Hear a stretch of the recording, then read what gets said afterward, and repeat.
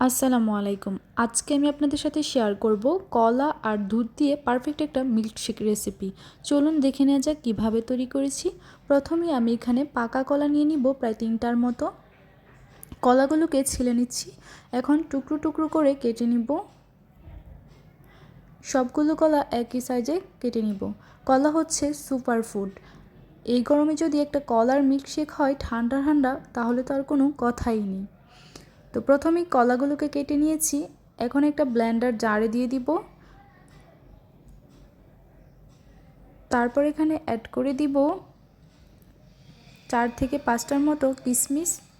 তারপর দিয়ে দিব 1 চা চামচ পরিমাণ চিনি। চিনি আপনারা কম বেশি করে দিতেই পারেন, কলা তো এমনিতেই মিষ্টি, তার উপর কিশমিশ দিয়েছি, তাই 1 চা চামচ পরিমাণ চিনি অনেক বেশি মিষ্টি হবে।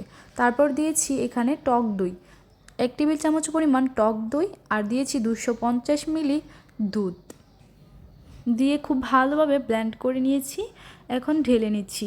দেখলেন তো কতটা সহজেই তৈরি করে নিয়েছি পারফেক্ট একটা মিল্কশেক। প্রয়োজনে এখানে আপনারা বরফ কুচি ব্যবহার করতে পারেন। আর আমি এখানে যে দুধটা ইউজ করেছিলাম, দুধটা অনেক বেশি ঠান্ডা ছিল, তাই আর এখানে বরফ কুচি দেইনি। দেখলেন তো কতটা সহজ।